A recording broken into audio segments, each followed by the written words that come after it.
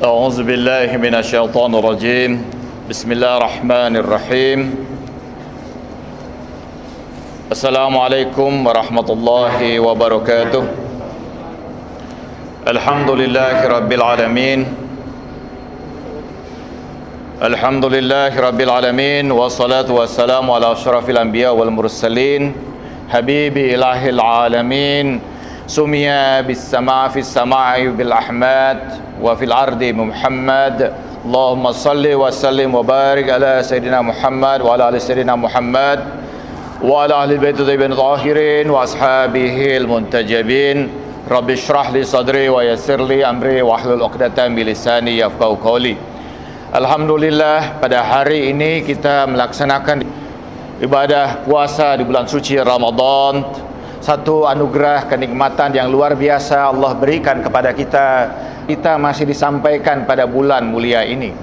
Ada banyak saudara-saudara kita, sahabat kita, kolega kita, dan orang yang kita kenal Allah Subhanahu wa taala panggil lebih dahulu sehingga mereka tidak merasakan kenikmatan pada bulan suci Ramadan ini. Bulan yang agung, bulan yang merupakan jamuan ilahi, jamuan ruhaniah kepada kita semua. Allah membukakan gerbang ampunan di bulan ini dan kita diberikan kesempatan untuk memohon ampunan atas seluruh kejelekan, dosa dan keburukan kita semua. Salah satu di antara nama bulan suci Ramadan ini adalah Syahrul Barakah, bulan keberkahan. Sebagaimana Rasulullah sallallahu alaihi wasallam ketika di awal bulan Ramadan mengatakan bahwa ya ayuhan nas qad aqbala ilaikum syahrullah bil barakati wal maghfirati war rahmah. Rasulullah mengatakan telah datang di hadapan kamu satu bulan, yaitu bulan Allah, bulan yang penuh keberkahan, bulan kasih sayang dan bulan ampunan. Karena itu Rasulullah sallallahu alaihi wasallam menyebutkan bahwa bulan ini sebagai bulan berkah. Kata berkah adalah kata yang memang biasa terdengar di telinga kita karena umumnya bahasa ini atau kata ini sudah menjadi bahasa kita. Jadi kata berkah, berkat atau barokah itu adalah bagian dari tradisi kehidupan kita. Ketika kita misalnya membawa makanan dari satu cara sedekahan misalnya, biasanya itu disebut sebagai berkat. Di kampung saya misalnya itu ketika ada acara doa, acara pengajian, tahlilan dan sebagainya, biasanya ada makanan yang dibagikan oleh sahibul bait dan umumnya dibawa sebagai makanan yang disebut sebagai berkat. Dengan harapan tentu saja sahibul bait membagikan makanan itu agar mendapatkan keberkahan dari Allah Subhanahu wa taala. Di Jawa biasanya orang mengatakan dengan mengalap berkah, mengharapkan keberkahan. Kata berkah ini adalah kata yang digambarkan oleh Allah Subhanahu wa taala dalam Al-Qur'an. Lau amanu ahlal qura wattaqau la fatahna alaihim barakatin minas sama'i wal ard. Kalau saja satu kota itu penduduknya beriman dan bertakwa, maka Allah Subhanahu wa taala sudah bukakan dari langit maupun dari bumi keberkahan bagi mereka. Jadi keberkahan adalah bahasa yang memang digunakan oleh Al-Quran. Karena itu dari kata barokah atau birkun atau barkun terdiri dari 3 huruf, yaitu ba, ro, dan kaf. Kata barokah ini merupakan kata yang banyak sekali juga kita temui di dalam Al-Quran. Dan di dalam kitab ini At-Tahqiq fi Kalimatul Quranil Karim, penjelasan tentang kalimat-kalimat di dalam Al-Quran dimaknai anal aslu wahid fi hazil madah wal fadl wal faid wal khair wa ziyada madiyan kana au ma'nawiyan fal mubarak ma fihi al khair wa yakunu muta'alliqan lil faid wal fadl wal barakah khairu wal fadl wa ziyada wal birka ziyadah wa khairul makhsus.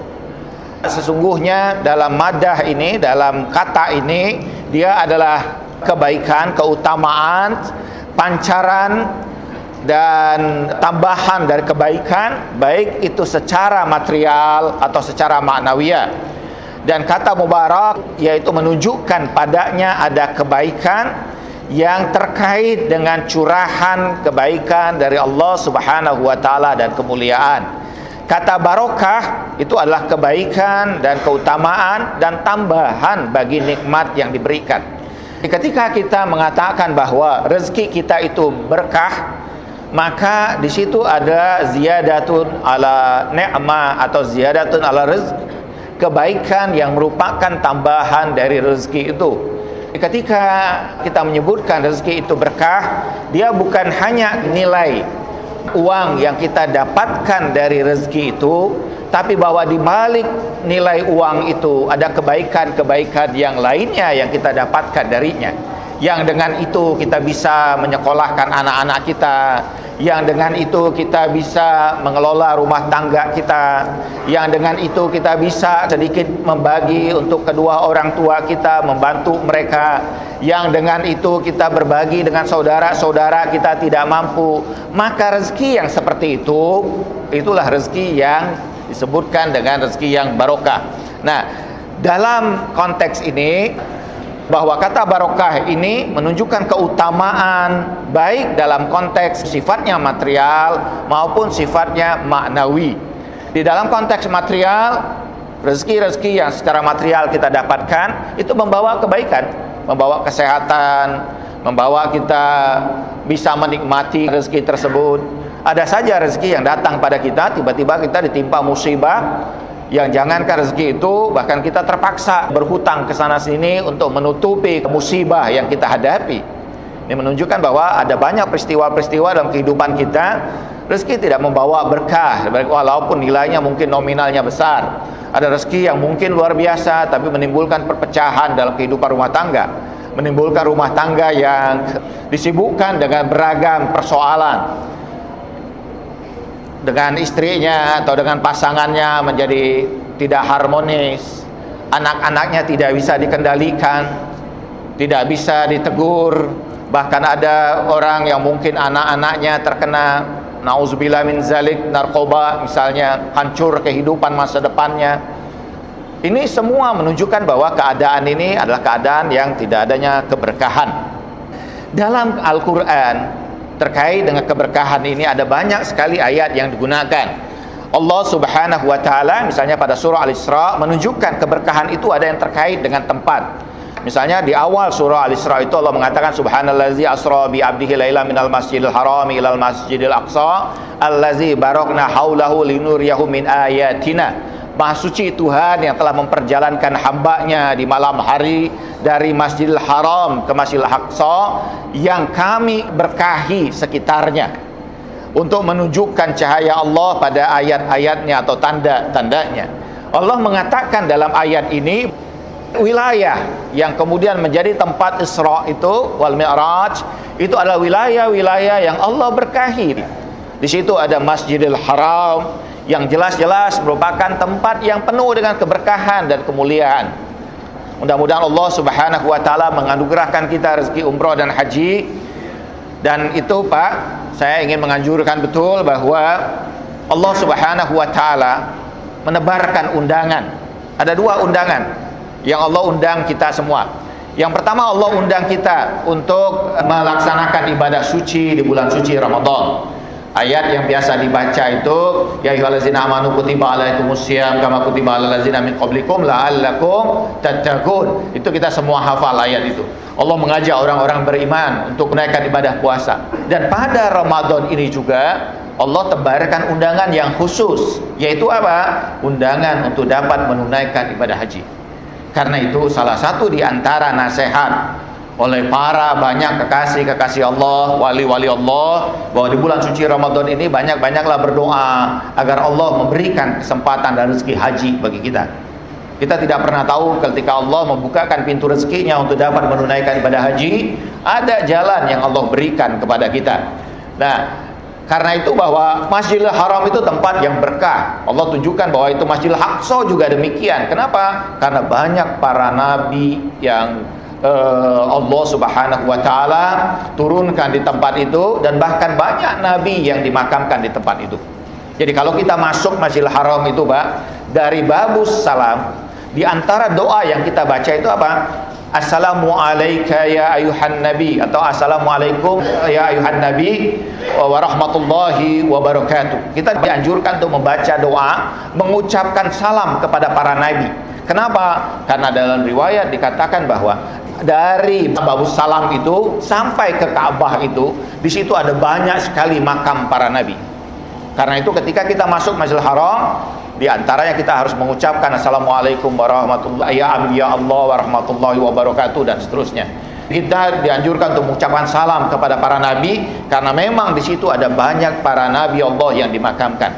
Betul bahwa di dalam Al-Qur'an kita gambarkan bahwa ada 25 nabi dan rasul, tapi sesungguhnya nabi itu banyak sekali. Ada 100.245 kalau saya tidak salah, dalam riwayat disebutkan nabi-nabi yang pernah Allah turunkan. Ada beberapa nabi, saya pernah berziarah kepada beberapa nabi Bani Israel, ada Yusa bin Nun misalnya.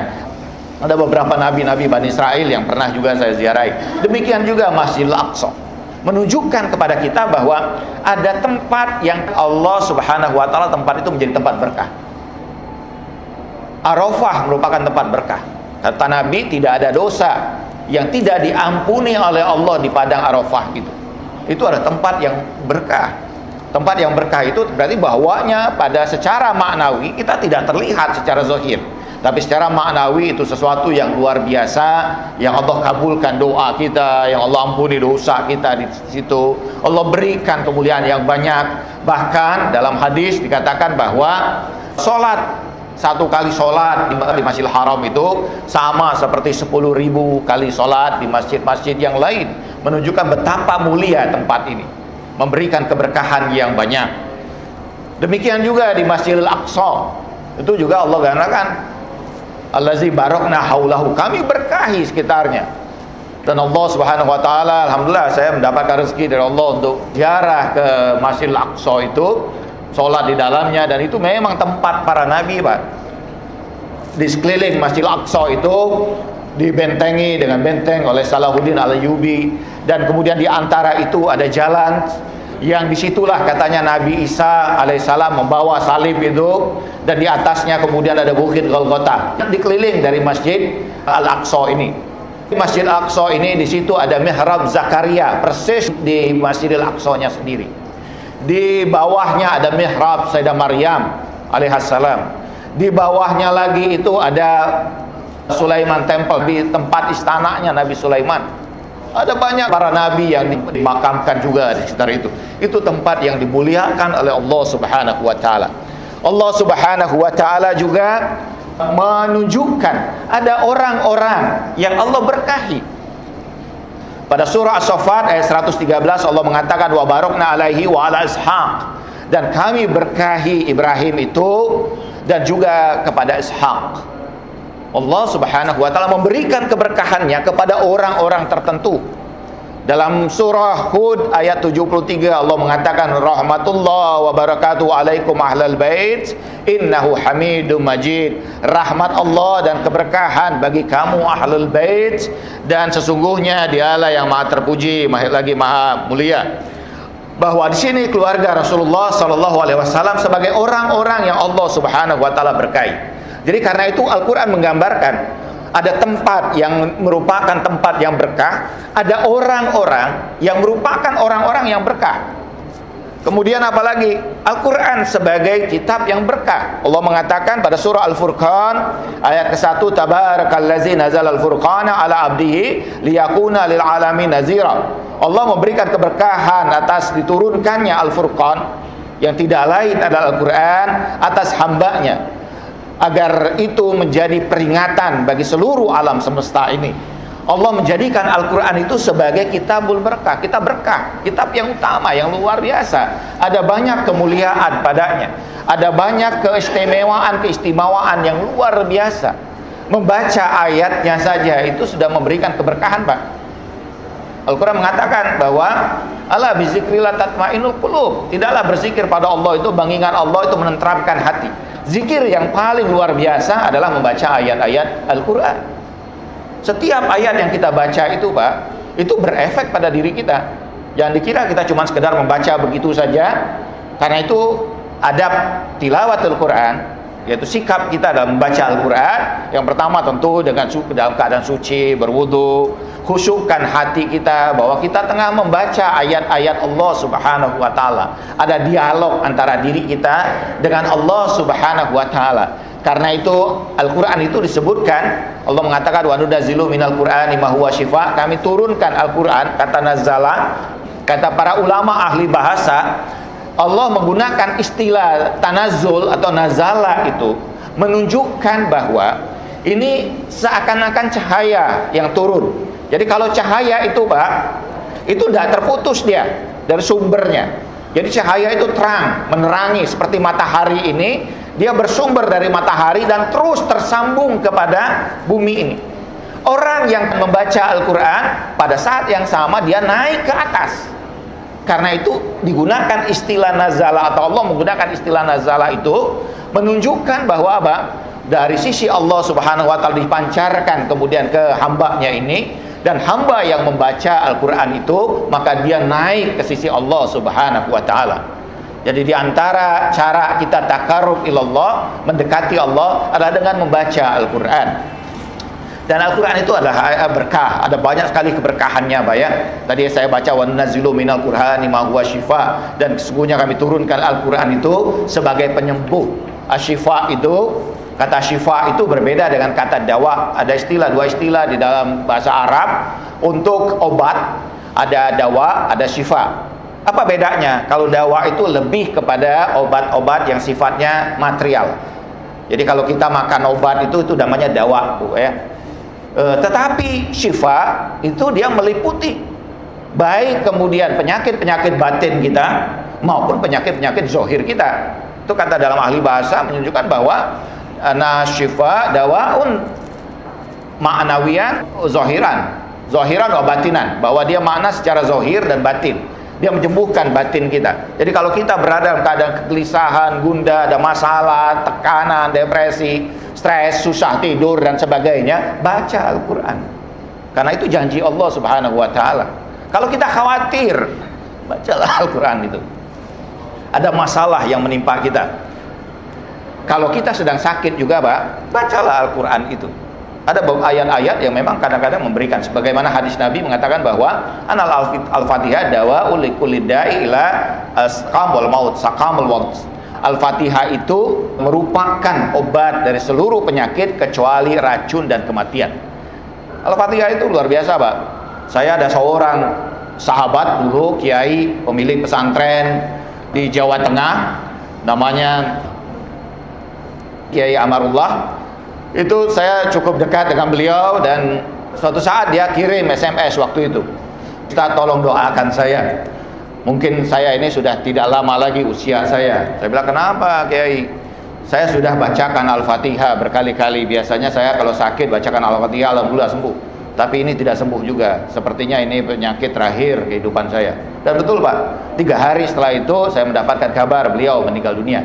Dan ini menunjukkan pada kita, dan itu hadis Nabi secara sahih menunjukkan bahwa Al-Fatihah itu dawaun likulli da', merupakan obat bagi seluruh penyakit.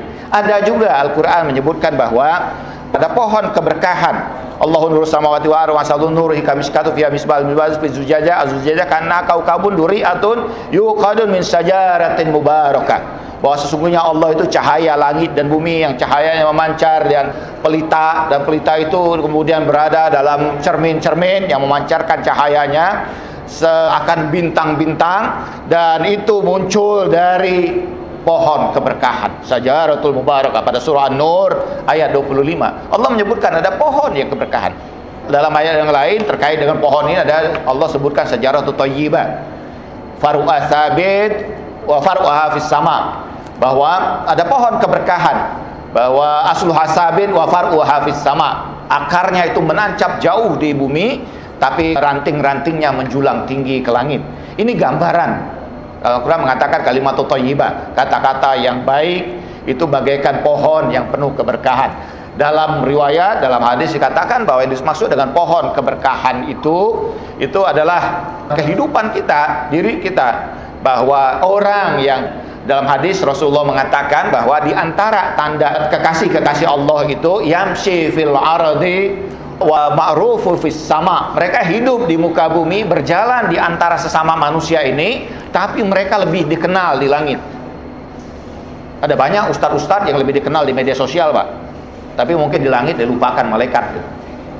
Banyak yang seperti itu kan. Sekarang ini gampang, setiap orang mungkin bisa punya TV sendiri, punya ini sendiri gitu kan. Dan setiap orang punya media sendiri, bisa membuat kalau pengen populer, buatlah yang aneh-aneh gitu sehingga orang kemudian menjadi memperhatikan. Buatlah pernyataan-pernyataan yang rada aneh misalnya, maka itu segera terkenal. Atau yang Quran harus dikurangi ayatnya, emang lu siapa gitu kan. Orang-orangnya ayat Al-Quran. Tapi tiba-tiba terkenal kan karena sebanyak orang yang nonton ini dan sebagainya. Nah, ya tidak apa-apa sih, terkenal dapat duit tapi dilaknat oleh Allah, ya repot juga, Pak. Karena itu bahwa di sini digambarkan bahwa syajaratut thayyibah itu asluha sabit wa far'uha fis sama, bahwa dia berjalan di muka bumi, tetapi bahwa mereka lebih dikenal dari penduduk langit. Dalam hadis yang lain menarik juga terkait dengan kekasih-kekasih Allah, Rasulullah mengatakan bahwa an-nafsu fiha ta'ab wa nasu minha roha. Di antara tanda kekasih Allah, kata Rasulullah, adalah dirinya, jiwanya ini lelah bersama dia. Sama seperti kita ibadah puasa ini, Pak. Kurang tidur, makannya juga kurang, mungkin banyak ibadahnya. Mudah-mudahan kita seperti itu, Pak, ya. Ada orang yang cuma memindahkan waktu tidur sih. Kalau dijumlahkan kadang-kadang lebih banyak tidur di bulan puasanya daripada hari-hari biasanya. Ya, tidak tidur, malamnya kurang tidur, tapi siangnya ba'da zuhur, Masya Allah gitu kan. Dan itu memang saat seperti sekarang ini, saat-saat memang peperangan kita, Pak. Ini saat paling enak tidur. Dan saya ada kelas ngajar setelah zuhur, Pak. Wah, Allah itu kan. Zoom lagi, Masya Allah. Yang tampil cuma fotonya doang. Begitu di absen dipanggil-panggil. Nah, ada lagi Allah menyebutkan bahwa apa? Malam berkah. Allah Subhanahu wa taala menyebutkan inna anzalnahu fi lailatin mubarakah. Bahwa sungguhnya kami turunkan Al-Qur'an itu pada malam yang penuh dengan keberkahan, yang kita sebut sebagai malam Qadar gitu. Karena nanti itu, Pak, di akhir-akhir itu malam Qadar. Jangan disebutkan malam Lailatul Qadar, Pak, ya. Karena Laila itu sendiri bahasa Arab berarti malam. Jadi kalau sudah menyebut Lailatul Qadar aja, jangan malam Lailatul Qadar, malam Qadar. Kenapa disebut Qadar? Banyak penafsiran. Di antara penafsirannya itu Qadar itu berarti menyempit, Pak.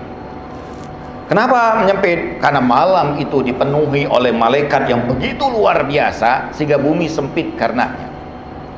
Jadi dalam hadis dikatakan man ahya lailatul qadar faqad ahya Allahu qulubuhum yauma yumitul qulub. Orang yang menghidupkan malam-malam qadar itu, maka Allah hidupkan hati mereka di saat Allah mematikan hati hamba-hambanya. Jadi karena itu kita malam kita penuhi dengan doa, kita penuhi dengan ibadah, baca Al-Quran, kalaupun tidur sebentar aja di malam itu, karena malam yang luar biasa.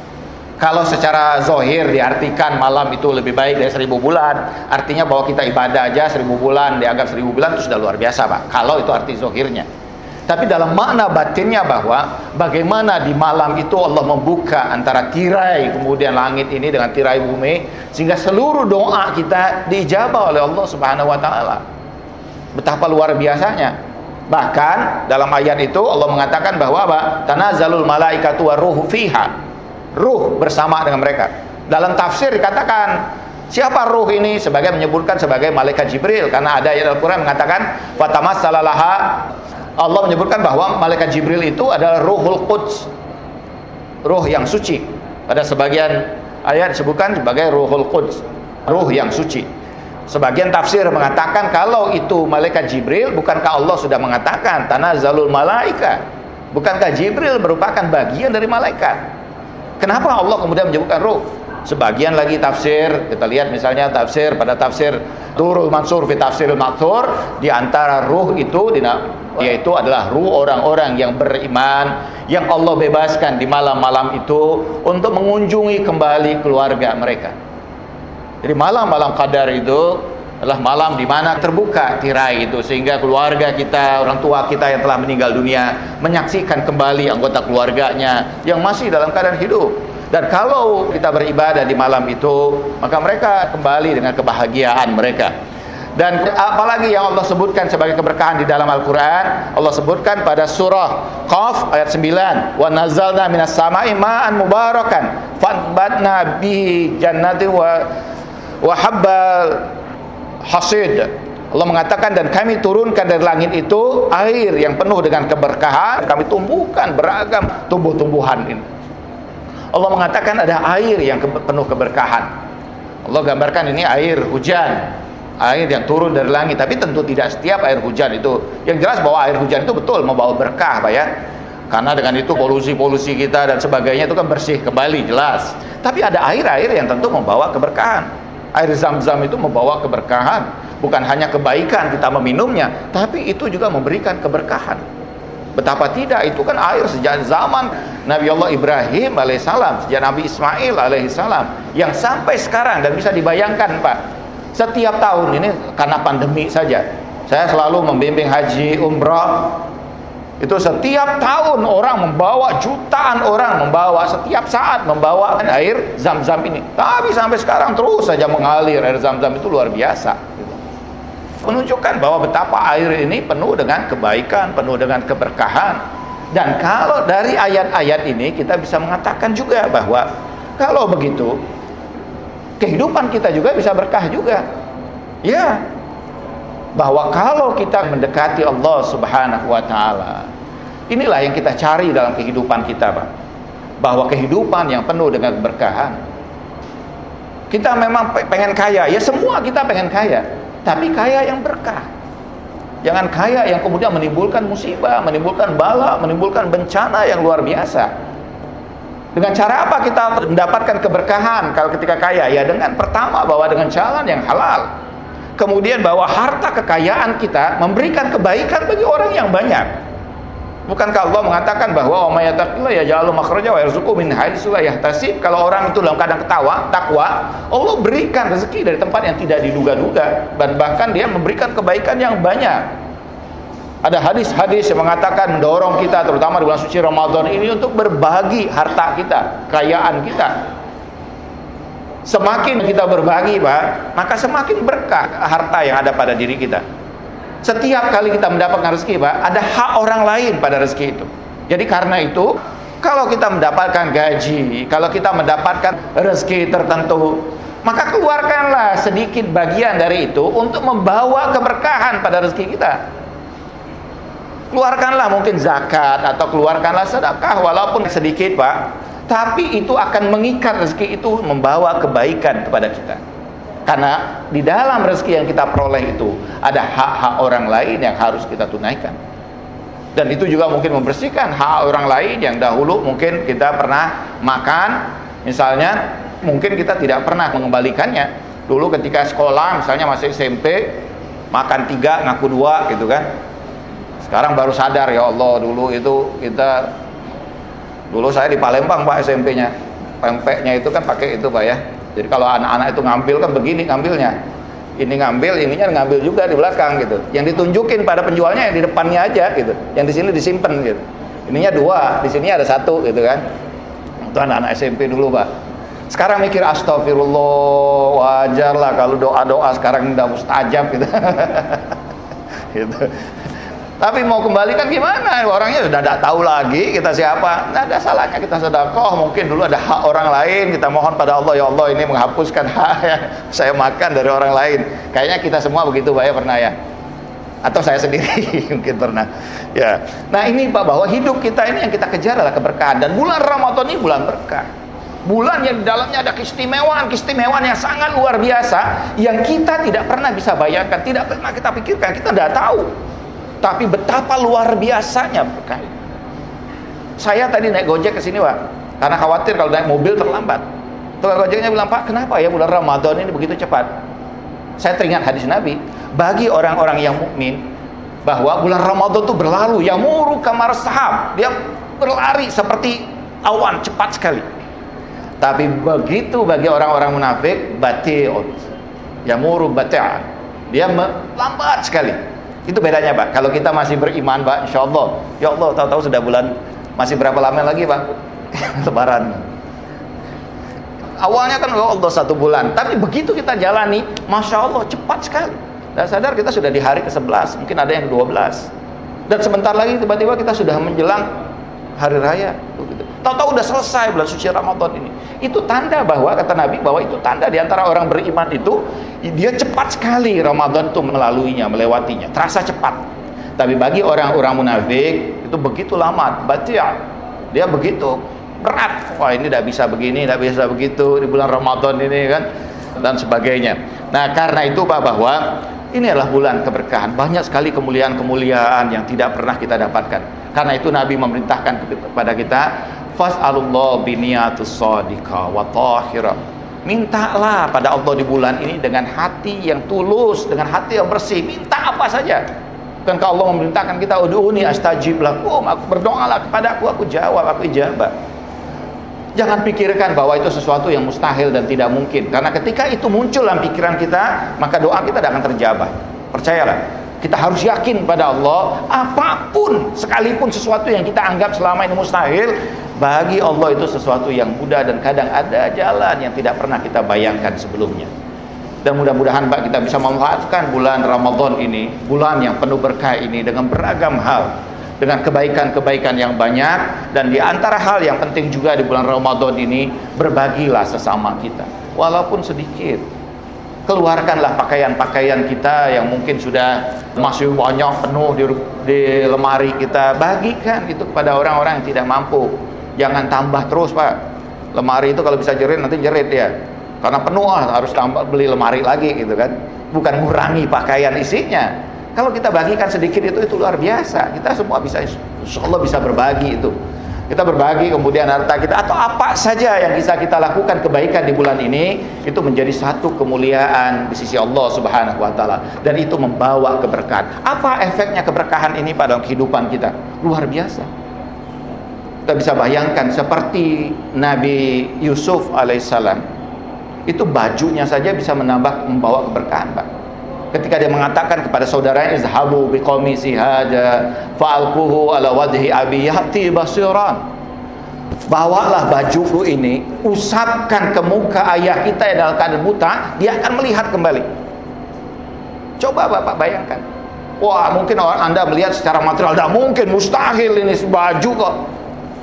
Anda hanya melihat secara zahir, hukum zahiri. Sementara dalam kehidupan Anda, perhatikanlah, dalam kehidupan kita ini, hukum yang bekerja itu lebih banyak hukum yang bukan secara zahir, yang tidak pernah kita bayangkan selama ini.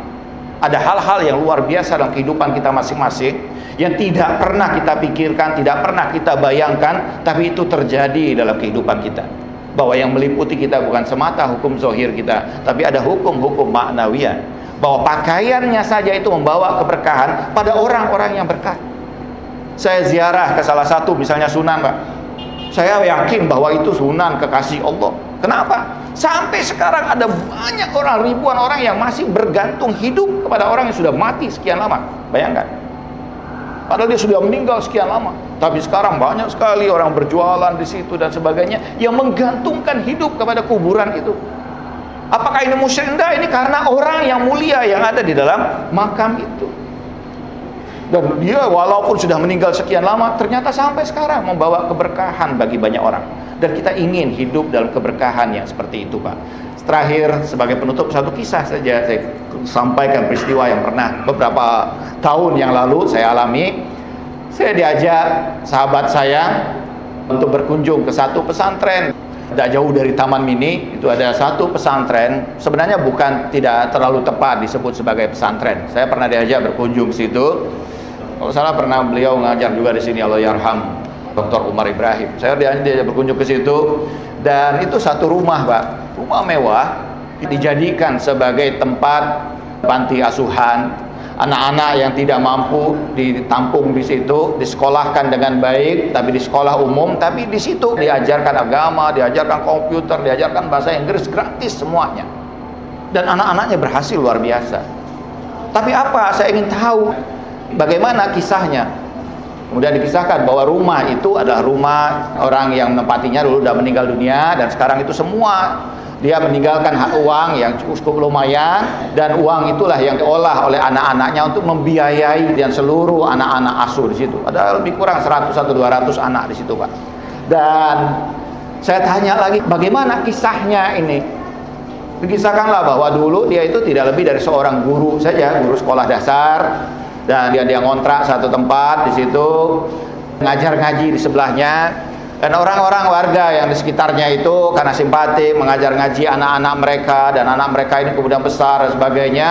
Kemudian mereka menyumbang, dan kemudian itu dibelilah wilayah itu, area itu untuk digunakan sebagai tempat pengajian. Subhanallah, Pak, bahwa ini anak-anaknya ada 3, satu jadi pengusaha, satu yang kemudian jadi pilot, dan satu lagi jadi dokter. Semua berhasil luar biasa dari seorang guru biasa. Dan itu bahwa ya alhamdulillah dari tabungannya yang kemudian tersisa, dan setelah dia meninggal dunia dia wakafkan lagi tempat itu sebagai tempat bagi santren, bagi anak-anak menghafal Al-Quran dan sebagainya. Uangnya itu tidak diambil oleh anak-anaknya sebagai warisan, tapi justru digunakan oleh anak-anaknya itu untuk membiayai pendidikan anak-anak itu yang menghafal Al-Quran, belajar bahasa Arab, belajar agama yang luar biasa. Saya bayangkan kehidupan yang demikian, betapa berkah luar biasa. Walaupun dia sudah meninggal dunia, tapi ganjaran pahala yang luar biasa terus mengalir kepada dirinya.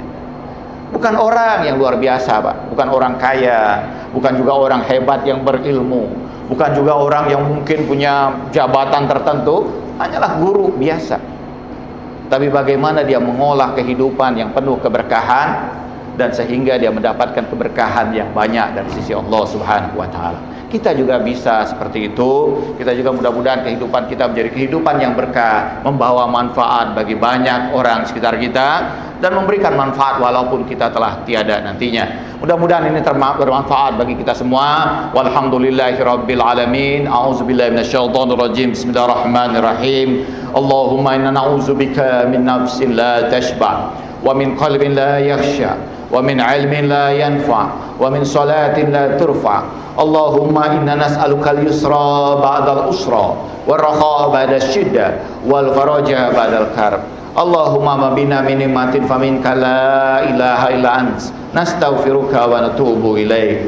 Ya Allah, aku berlindung kepadamu dari diri yang tidak pernah puas, dari hati yang tidak pernah tunduk, dari ilmu yang tidak bermanfaat, dari sholat yang tidak terangkat, dari doa yang tidak terjawab. Ya Allah, kami mohon kemudahan pada setiap kesulitan kami, kelapangan pada setiap kesempitan kami, kebahagiaan dalam setiap penderitaan kami. Ya Allah, tidak ada nikmat pada diri kami kecuali berasal darimu, dan kami mohon ampunan atas seluruh dosa dan kesalahan kami. Wa sallallahu ala sayyidina Muhammadin wal tahirin, walhamdulillahi rabbil alamin. Wassalamualaikum warahmatullahi wabarakatuh.